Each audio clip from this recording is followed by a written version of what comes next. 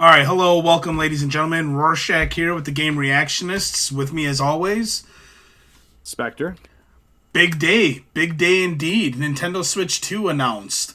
We're gonna get into it. We're not gonna watch the whole direct. Many of you probably already have done that.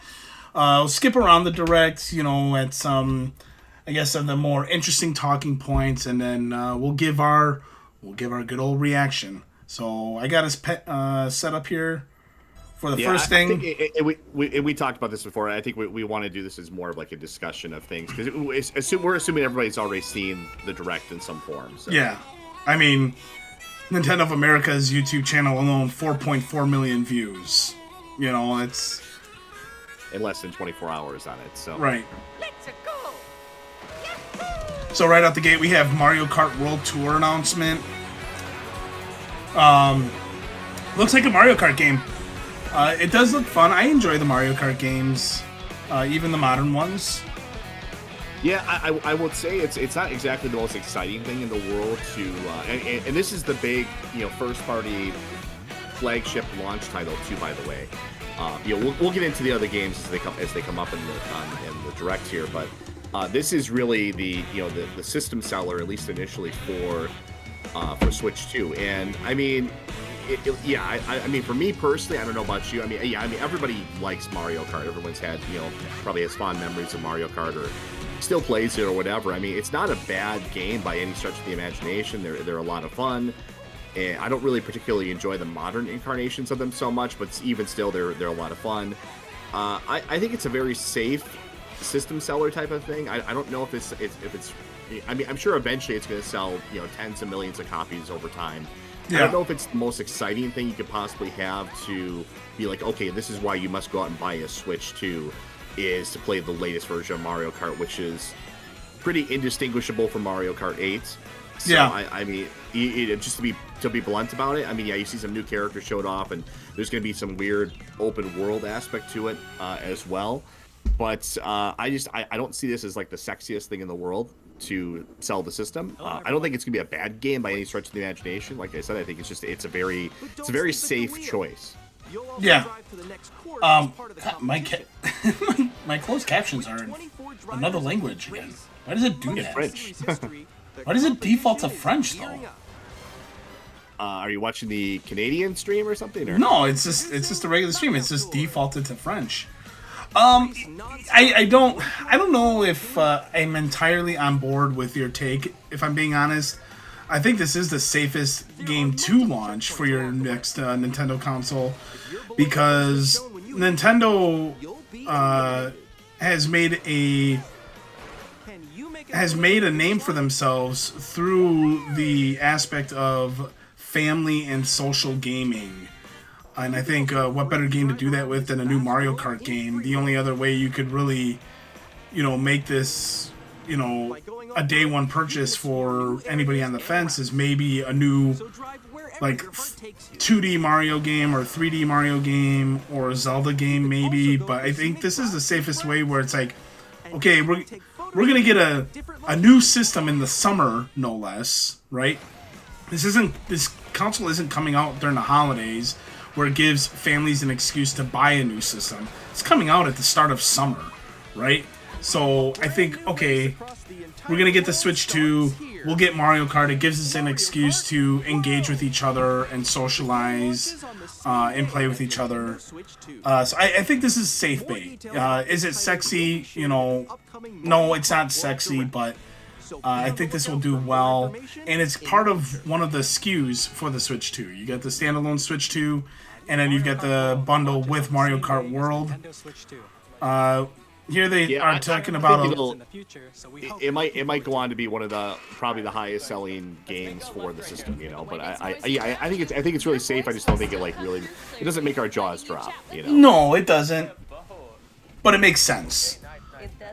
All right, then they got into the party chat feature, which is it's kind of funny to see that finally after 20 years it's been on party console chats. Now. Going back to the 360 era. I mean, 360 is really where it was perfected, and party chat I don't even think was a launch feature when the 360 came out, but I don't remember.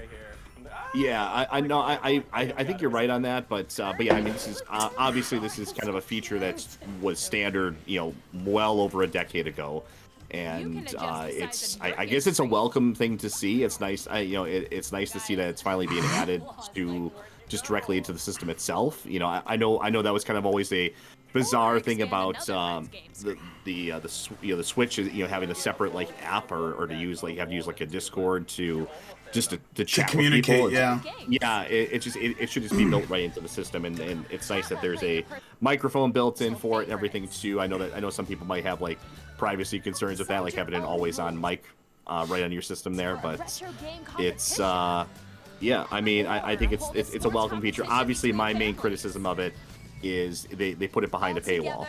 Anytime, anywhere. Oh, right. You gotta have you're referring to having Nintendo Switch Online. Yeah.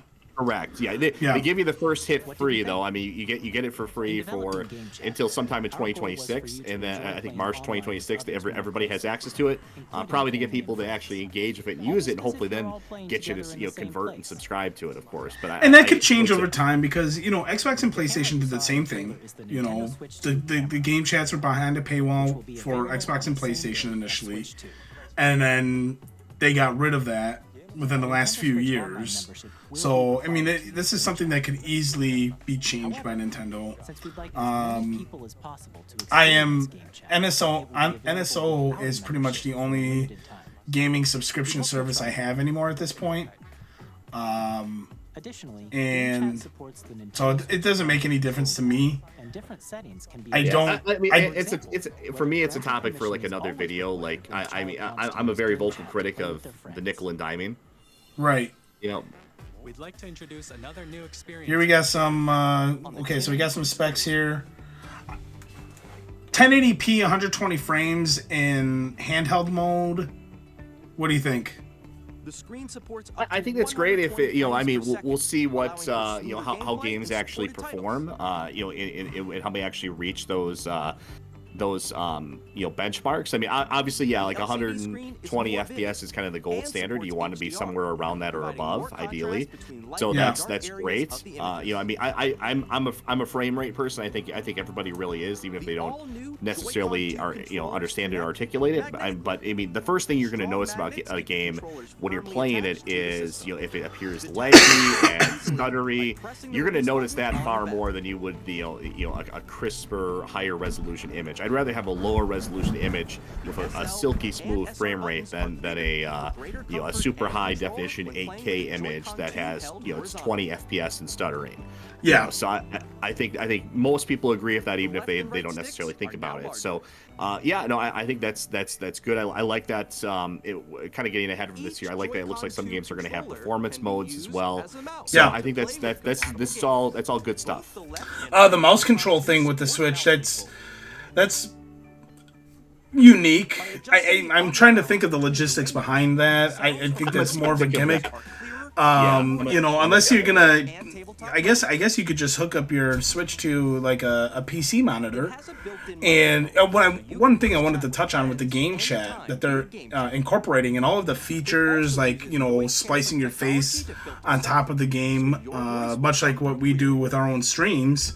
Or any YouTuber for that general, is I'm really hopeful that the Switch 2 will be more streamer friendly, because it's the Switch and Nintendo in general is not streamer friendly. So I'm thinking that they're probably really going to dial it back in terms of right now they're talking about just the audio, whatever. But getting back to the streamer, I really hope they become more streamer friendly. Because it'd be nice to stream with the camera they're selling too. I mean, they're selling that big camera, right? So that obnoxious camera. The obnoxious camera. Yeah, they're going over some of the slight changes here. Yeah, I mean that's a nice feature to have a USB-C on both sides of the device. It just makes it more convenient. That's nice. Going up to 4K resolution I'm assuming that's on docked mode. That's all good stuff. The dock itself looks fine. Yeah, docked mode is 4K 60 frames. So that's essentially on par. I don't care what any fanboys are going to say. That's basically on par with a PS5, a baseline PS5 and a Series X at this point. Like, Yeah, it's 60 for me. 60 FPS should be like the bare minimum. that's a bare minimum But- standard. Yeah. Yeah, I agree. And the 4K, we always have to do that in scare quotes because it's never actually 4K. It's upscaled, Sure. super sampling nonsense voodoo stuff. Whatever. So And digital games are Regardless, not true it's 4K. It's marketing. regardless, it's gonna look well. I did want to the fan ventilation in the dock. I think is nice. I've never had a concern of, my system overheating. And I've had moments with the Zeldas, especially where I'm playing for hours on end on my Switch. I never had a concern of it overheating, and it never did. But I just think that's like a good practical feature. We're gonna skip right over. This is the welcome tour. This is kind of like, think of Astro's I'm a critic Playroom. of that too. Yeah, the paid tech demo thing. I think that's kind of silly. That should have really just been like a pack-in title. They did that with Nintendo Land on Wii U too. I don't agree with this. I'm not gonna get this. I should mention we probably should have done this at the start, but for anyone that doesn't watch our channel, we're coming at this from the perspective of, I'm kind of the outsider perspective here. I'm not a Nintendo, customer really. I'm a PC gamer, whereas Rorschach is the exact opposite. I am the very much Nintendo customer. I am the guy that this would cater to, and so even I have my reservations. Full disclosure, I am gonna get a Switch 2. But I'm still critical of some of the things I've seen today. This is another thing. It looks like we got a new proprietary SD card specifically for the Switch 2. Micro SD is what's it called? Is standard stuff. But this is Micro SD Express. This is a different proprietary micro SD card. Because I'm pretty certain they said that. I think it's their own proprietary thing. I think you can use any micro SD card. Hold on. Micro SD. Hold on. We'll get confirmation because I'm pretty sure I caught this on the stream. I'm just gonna dial it back a couple seconds here. Put the captions on. We're gonna listen to this part specifically. So storage Switch 2 will only work with Micro SD Express. They're a different type of SD card and will make high-speed data transfers possible. Please note that regular micro SD cards used for Nintendo Switch will not be compatible. See? It's a new proprietary SD card specifically for Switch 2. To Switch 2, you can log into your No. You're seeing that's like a unique thing that's only Micro SD Express exists. You can transfer It's not proprietary. Sure, okay. What I'm saying is that you can't just get a standard SD card and use it on the Switch 2. Correct. Yeah, That's what I was getting at. Yeah. Sorry. Yeah. I was phrasing it oddly, but I was basically getting that. I was down the street and around the corner from my point. I got you. No worries. Yeah. But yeah, that's not surprising. That's just for faster read speeds from it and everything. That's not terribly surprising. People can pick those up super cheap. I have no problem with that. You can get micro SD cards or micro SD Express cards, cheap. Nintendo Switch 2 edition games are the third. I'm looking up. So these are the Switch 2 edition games. This I'm very critical of because some of these games you have to pay for the upgraded versions. And I'm very critical of that. A lot of gamers were critical of Sony and Xbox doing that when they were initially trying to do that in 2020. And this is one of those things, hopefully the feedback will cause Nintendo to, walk that back. Yeah, did they ever say how much it is to upgrade? They have not, no. There's been no announcement on that. Yeah, because if it's it really should just be like something obviously that's just should be a free upgrade. It should be if it's a first party title, it should be a free upgrade. It should be an incentive, if anything, to buy the system. Be like, oh, I can go back and play my Zelda or my Mario Party Jamboree, but with these new features, this new content, or new graphical features whatsoever. That's your incentive to buy the system and invest in the new ecosystem again. I think that specifically with first-party titles, it should be a free upgrade. Third-party titles, if the developer of those third-party games want to charge an extra fee, that's up to them. They got to make their money. They're taking time to develop for the Switch 2. But I really, I don't condone this. I very much condemn like this. shrines and Koroks we haven't found yet. You know, I don't even think there's a reasonable price point. I think it should just be a free upgrade. If I own a copy of Breath of the Wild on Switch, or Tears of the Kingdom, or Mario Odyssey, or whatever it may be, it should just be a free upgrade. It's already backwards compatible. Give me the bonus features. Yeah. No, So there may be more to come with that. And we hope these features will make your adventures even more so there's that. And then we have Metroid Prime 4. Now this is a launch title with the Switch. This comes out on the same day as the Switch, does it? Is that what they... Right? I don't believe so. It comes out the same month. That's for sure. Plus, you can explore the immersive world in 4K at 60 frames per second, or enjoy smoother action in full HD at 120 frames per second. Choose from these two modes, both of which support HDR. Wikipedia hasn't updated. Playstyle. Plus, Pokemon I think it's just set for Legends 2025. which is scheduled to launch later this year, will not only receive a Nintendo Switch version, but a Nintendo Switch 2 edition Really? as well. I thought they announced in By the... taking advantage of the power of Switch 2, I could have sworn I heard that they were releasing it the same month. Okay. And then we got Pokemon ZA. The Nintendo Switch 2 This I want to point out. This is clearly to check a bucket. I mean, oh yeah, this goofy, what is the wheelchair Come on, game. who is this catering to? Like, yeah, this doesn't look the least bit exciting to anybody. I don't know why this is here. Like, Maybe it's just I get it. They're trying to do a tech demo to show off the mouse feature. But again, it should be a free thing. Yeah, I think this is kind of off-putting. Now we got an Elden Ring announcement. It's funny because this was I saw what was intended to be an April Fool's joke yesterday, and then it's coming out on Switch 2. I will not be getting it on Switch 2. I have no reason to. But I do... It's just the same game again. Yeah, I mean... But I think it's cool that it will be available to Nintendo fans who maybe didn't get it on... who didn't have a PC or an Xbox or a PlayStation.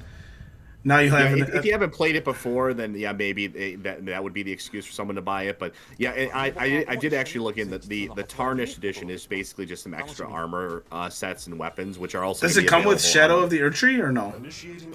I don't believe so, no. Okay. So we're just going through. We got some third-party support, and it looks like that they still are. I think the Switch did well with its third-party support, and that's what really helped with its success, similar to the Wii. The difference being is I feel like the amount of third-party games on the Switch were far better quality than what we had on the Wii, and it looks like it's more of the same with Switch 2. I mean, Madden is coming on the Switch 2, and regardless of how you feel about sports games, I don't think there's a Madden game on the Switch at all. So I think that's a pretty big win for them. Yeah, I think this is, credit where credit's due. I think, in here, Hogwarts Legacy. Even though Hogwarts Legacy was on Switch 1, I think it is a good idea to bring a nice enhanced port of this over as well, too. But I was going to say, one of the appeals of the Switch 2, one of the arguments I guess you could make, is this really could just be like if you're a console gamer, like you said, you're completely PC agnostic or whatever. If you're a console gamer and you're looking to just have like one system that kind of has everything, it probably will be the Switch 2.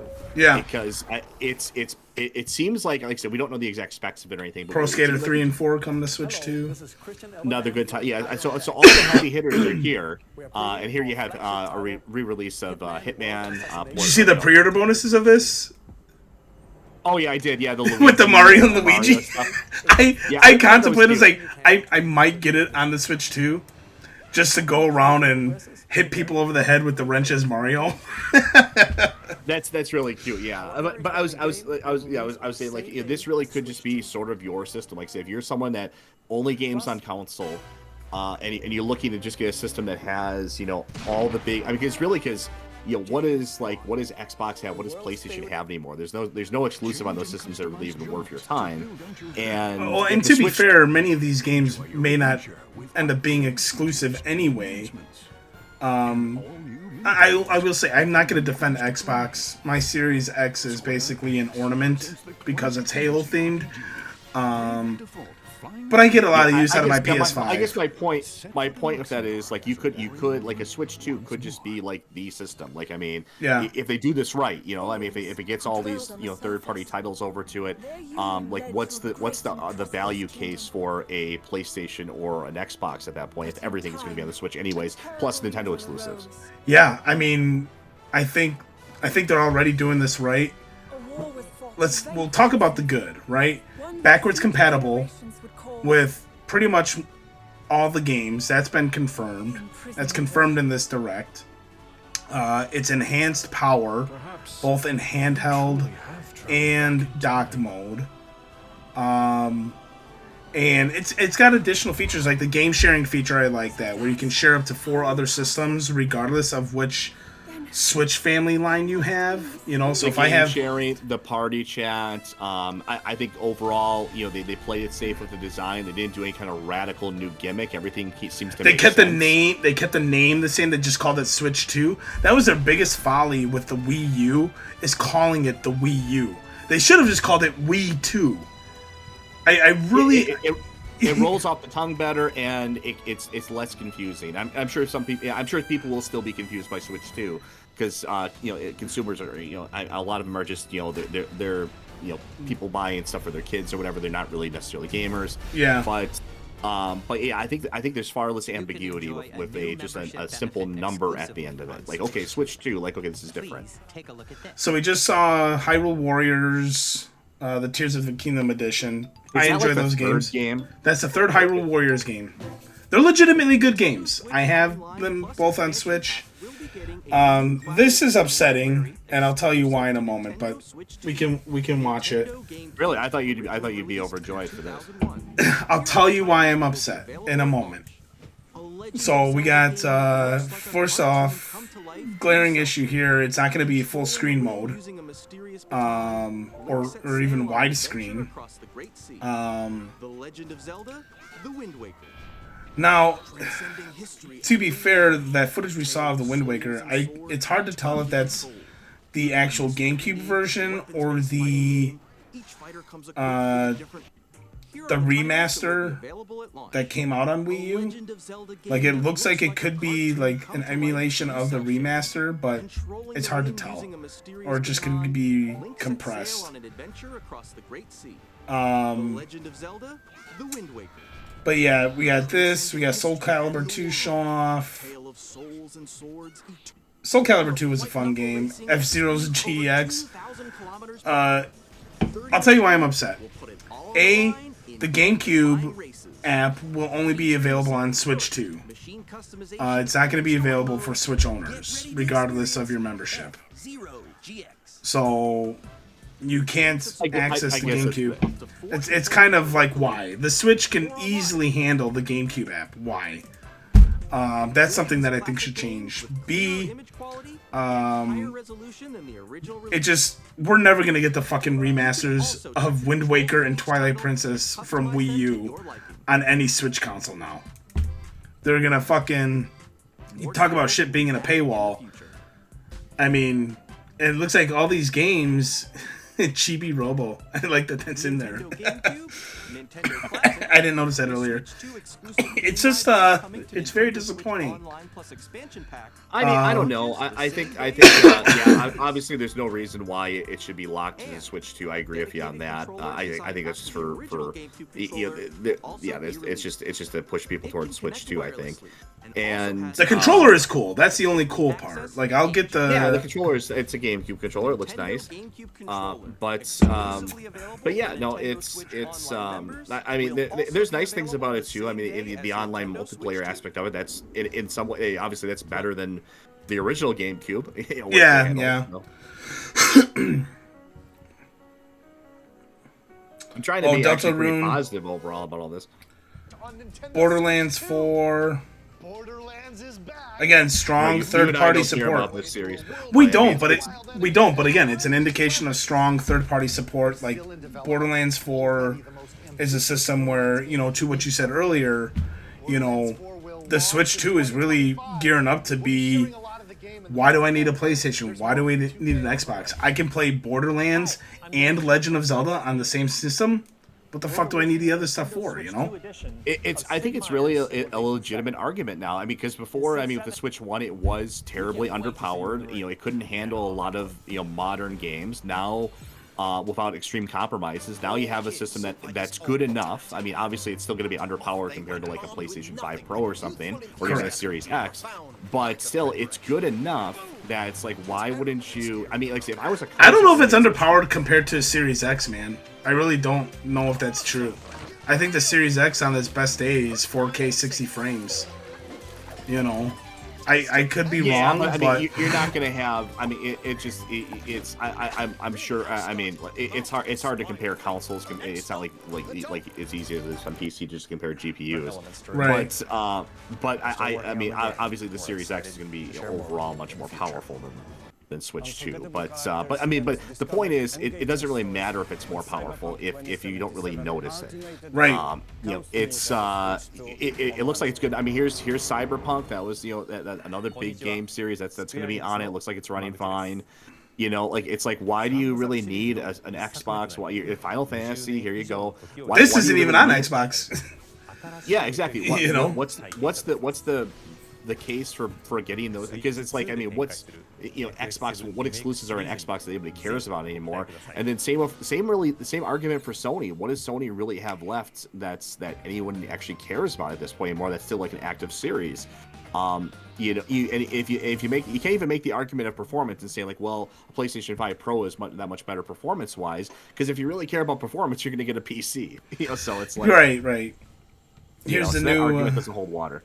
Here's the new FromSoft. This is the new FromSoft game. You and I were talking offline about this a bit. You brought up reservations you have about it. I think this is a big surprise. I wasn't expecting this, to be honest. I wasn't expecting this to be a console exclusive for the Switch 2. Now, obviously, that could change. You know, it could eventually come over to the other platforms. But again, this is From Software, okay? This isn't, you know, a small indie studio. Like, this is a big developer nowadays developing an exclusive game for Switch 2, and Jeff Keighley didn't even have any part of it. That's what I love most. Is he had nothing to do with showing this off. But it's kind of like an amalgamation of the Souls games, Bloodborne, Elden Ring. You know, even some of these bosses look familiar from those previous games. Yeah, Majora's Mask. I don't know if this will be a game I buy. Admittedly, it looks... I don't know. There are parts of it where it's just like, that looks really good. This doesn't look as polished. The game isn't coming out until next year, so obviously they have time to clean it up and work out the kinks with that. But either way, this was pretty surprising. And Medicare, he tweeted today that Nintendo fans are getting Bloodborne 2 before Sony fans are. So it's kind of funny, yeah. I mean, if you count this as that, I mean, I'm more interested in the fact that they keep touting this as a multiplayer focused experience. So that makes me believe this is more of like what they're doing with like Night Rain, for example. Yeah. I think it's more of like a Night Rain. I think even Miyazaki himself at one point said it was inspired by Escape from Tarkov, which is a online PC shooter multiplayer experience. So I don't know if people might have the wrong expectation going into that game. They might think it's more like, this is like a Dark Souls game, but it's really more of like a battle royale type of thing. This was also surprising here, the Kirby Air Riders, sequel, a sequel to a GameCube game, which was actually originally a Nintendo 64 game. Yeah. And Sakurai directing it as well too. So that, pleasantly surprised there. I'm not a Kirby guy, but I have nothing against Kirby. It's good to see that. And then we close out with Donkey Kong here. I think this is big. I think this is within the launch window because this comes out in July. Yeah, this is practically a launch title. It's like a month away, a month or so after launch, and I mean, of course, we're seeing Donkey Kong's new, updated, newer design. Yeah. Which I'm not sure if I'm a fan of, but I like the. I have to admit, I do kind of like the the style of it with the pounding for the ground and the subterranean aspects of it. Yeah. And I mean, that's kind of neat. It's something different. At least it's not just a retread of old Donkey Kong stuff. I mean, it looks neat, and I mean, it's something I would consider playing if I had a Switch. Well, and it's not the tropical style of game or the oh god, I'm drawing a blank on the most recent Donkey Kong games, the 2D ones. They were fun enough games, but I don't know, something about the setting I didn't care for. Regarding his look, isn't this more based off of his like original Nintendo look? I think that's kind of what they were going for. I think they're trying to distinguish this from like the Donkey Kong Country series. They want to kind of turn the page on those a little bit. Sure. Because like the Donkey Kong, the thing about the Donkey Kong Country games, like, is that like just overshadowed everything. Like, I mean, obviously Donkey Kong existed before Rare touched it, back in the day. But everyone, it just became synonymous with Donkey Kong was the Donkey Kong Country series. Like, that was the design that was associated with it since forever, and now it seems like they're trying to kind of pivot away from that. So that's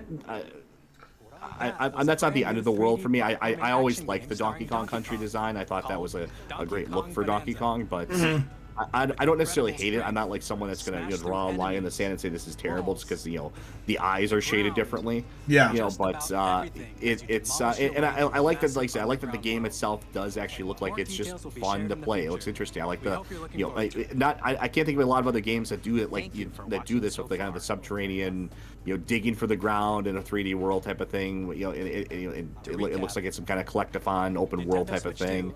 With a couple of sections in there also looked like it was kind of reminiscent of the classic 2D side-scrolling Donkey Kong Country as well too. Yeah. So to recap, I mean it would be Nintendo Switch 2 launches on.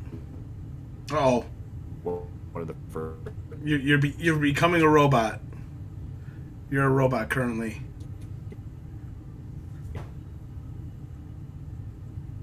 Well, while he's recovering, I'll continue on with his point with regards to Donkey Kong. It's nice that it's not, more of the same or the. It cut out there. It kind of rehashed. Yeah, I was saying you became a robot for a moment, but it looks like you're. you too. Yeah.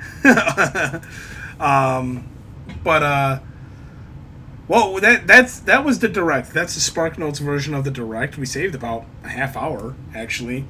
Let's get into some price points. Let's talk about price points. So the Switch 2 baseline model is $449.99.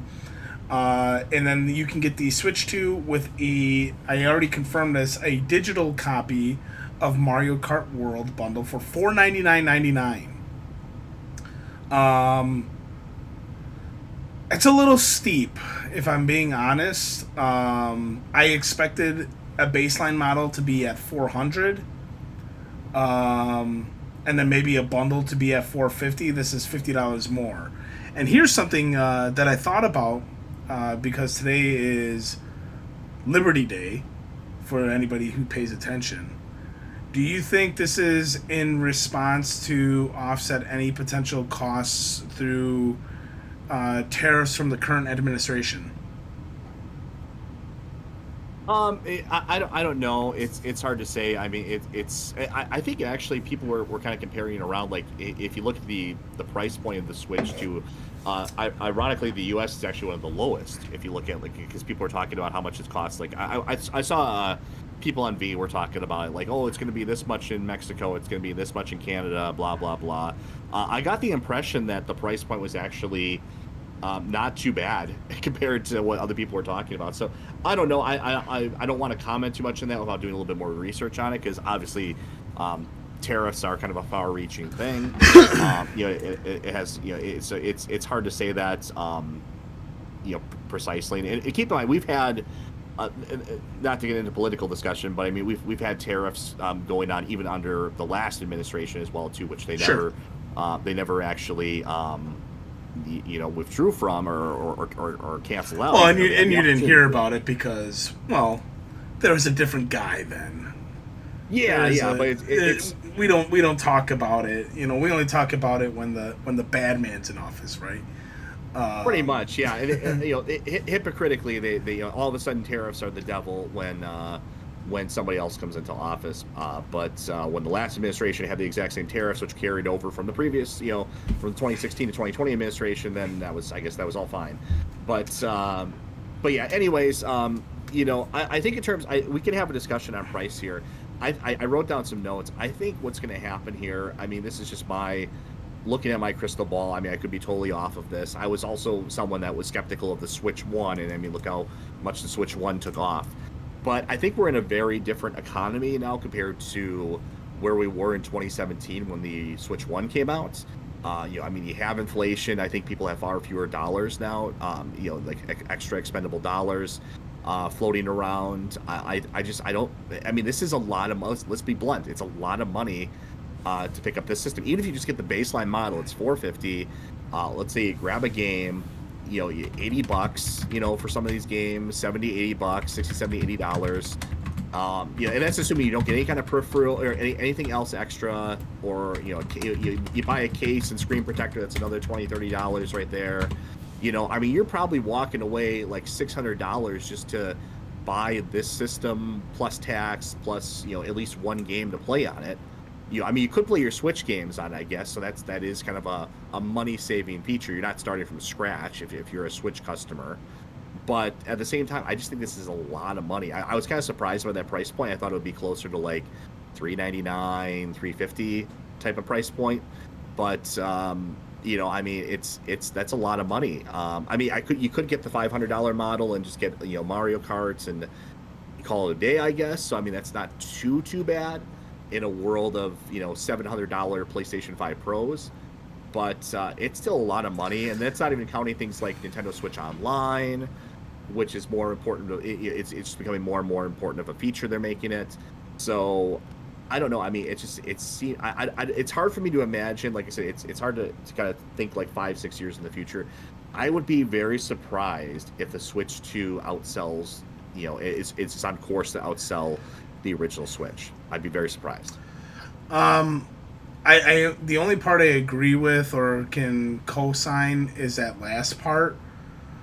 Just because that would just be a huge anomaly to have back-to-back console successes regardless of the platform, right?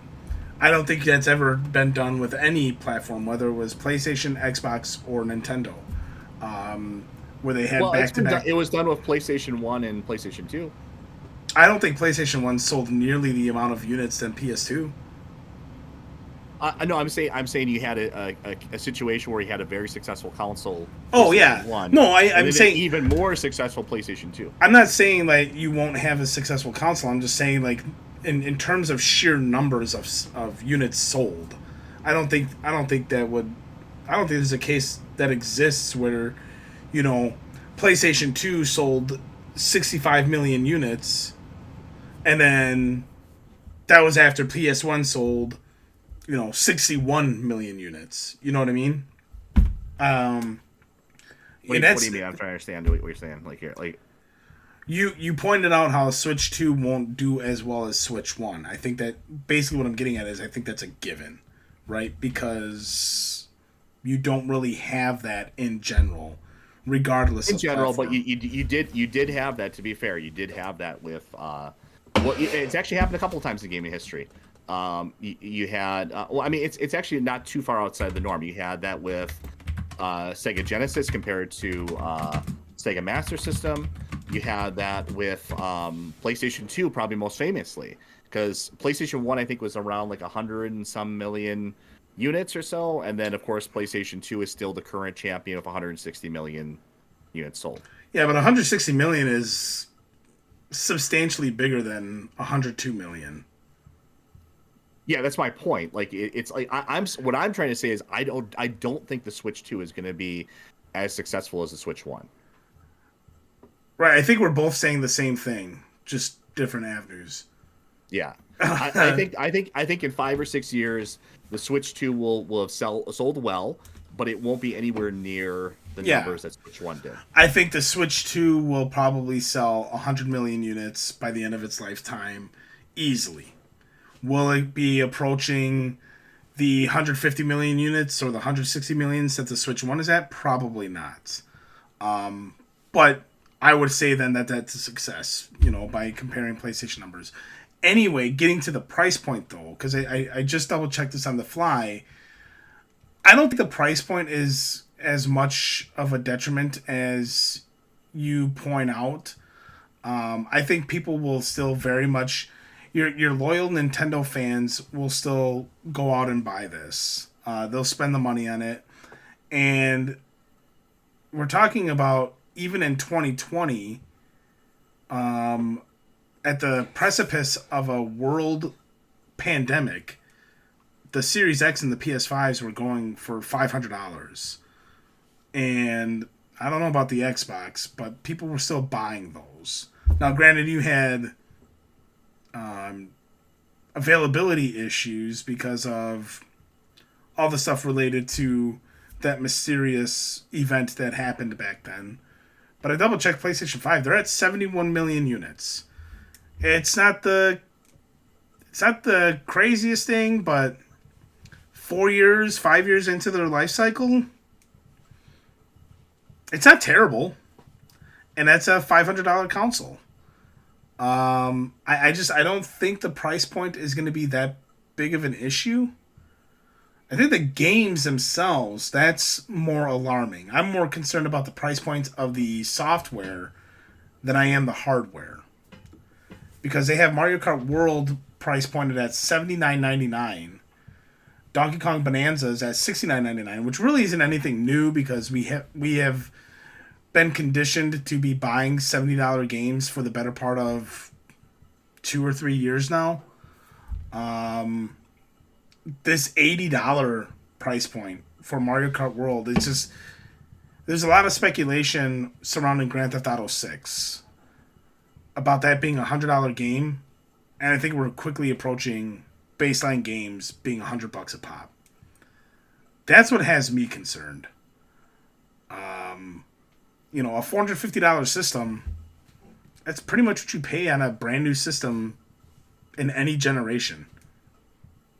Like, that's not even the highest dollar amount of a launch system that's existed. PS3s were launching at $600-700.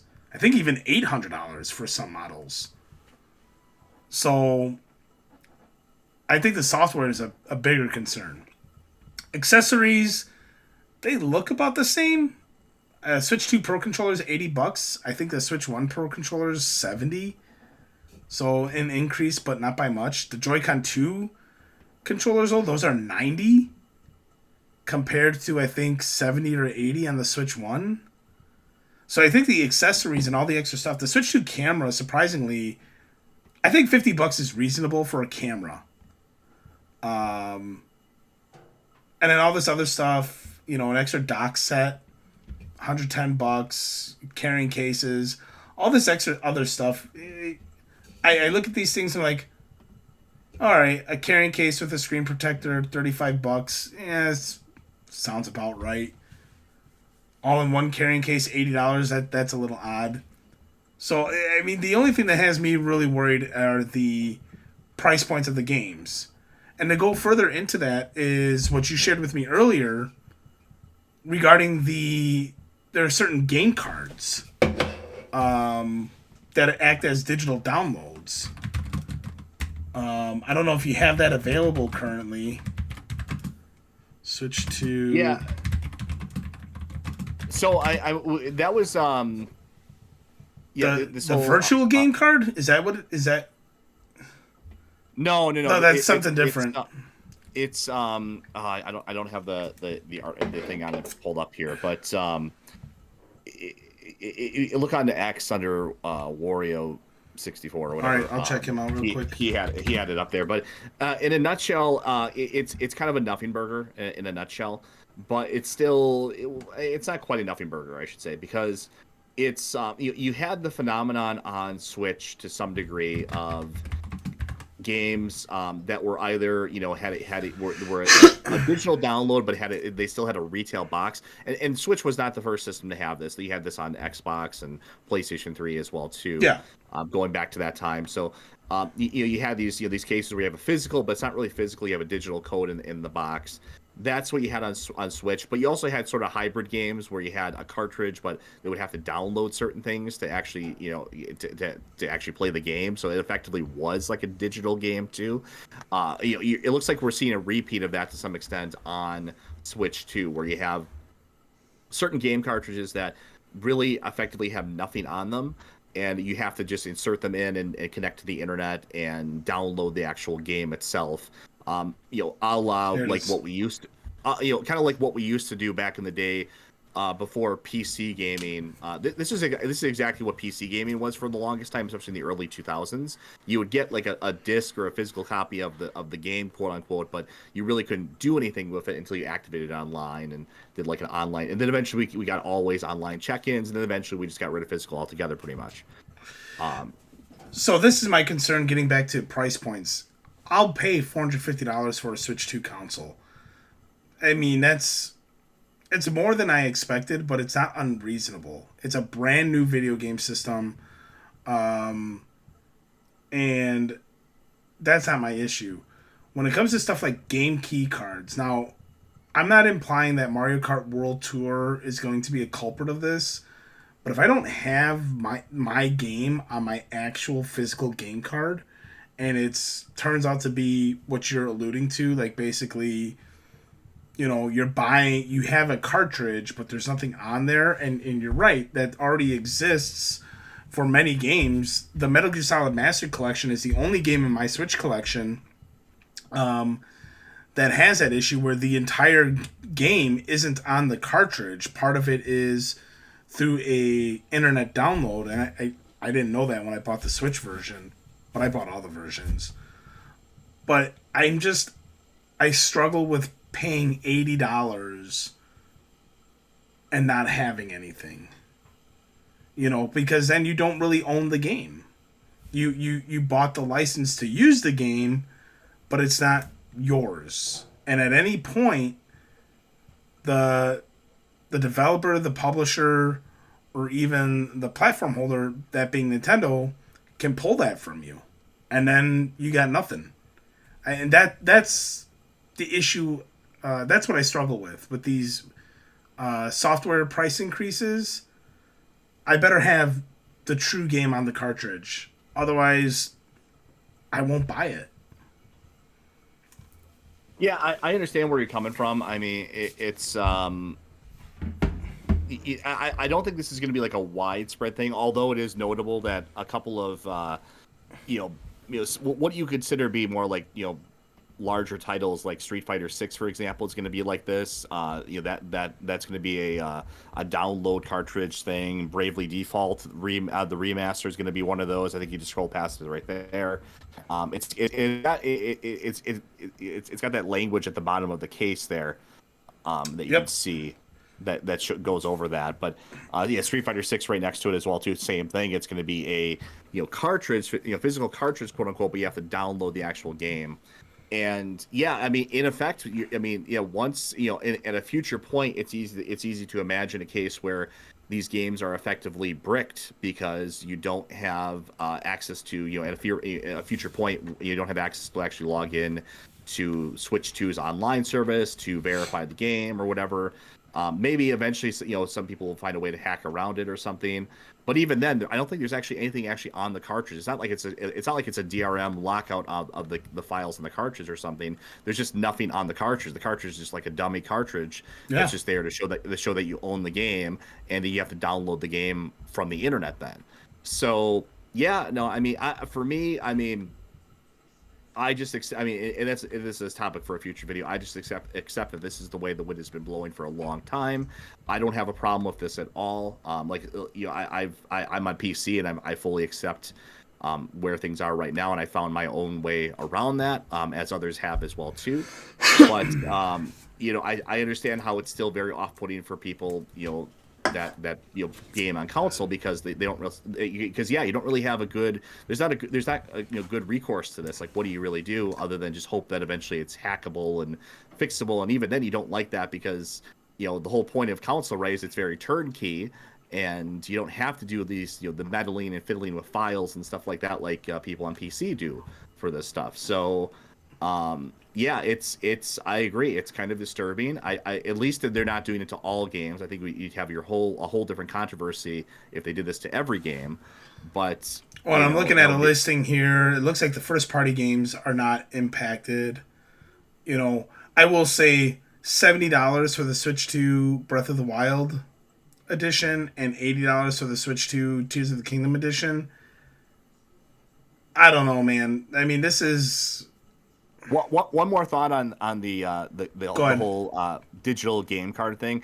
I think we can safely say, just with Bravely Default's example, that this is being done for cost reasons. This is not like a pro-consumer thing by any stretch of the imagination. Bravely Default, it was a 3DS game. 3DS games, to give you an idea of their file size, are between like 4 to 8 gigs at the most. At the very most. I think it's actually less than that for most of them. So there's no way that game, even with visual enhancements and better audio, there's no way that game is more than like 10 gigs at the most. Unless they completely changed it to like a 3D game. Yeah. So there's no reason why it couldn't just be something that's thrown on the cheapest cartridge that they could find and have it just be physically there. But this is being done from a cost saving perspective. It means that they don't have to. But and with that said, I don't blame Nintendo for this. This is clearly a decision made by the developers. I don't think Nintendo's behind that. But I'm looking at these other price points. Tears of the Kingdom for $80 for the Switch 2 version. I really want to know what the upgrade cost will be. I'm imagining probably be $10. That's usually the standard. But I don't know, man. I think these price points are a little egregious. It sets a bad precedent, and the reality being, not to be a Debbie Downer, but for me personally, this may very well be the last home console I purchase. I collect GameCube games, and a lot of those games are well over $100, but it's kind of more of the fun with collecting them and the hobby itself. And I don't have to worry about potentially being locked out of my game. I have that game forever, and I can play that on my GameCube at any time. With this, I mean, this is borderline DRM to me with some of these other titles. So, I don't know, man.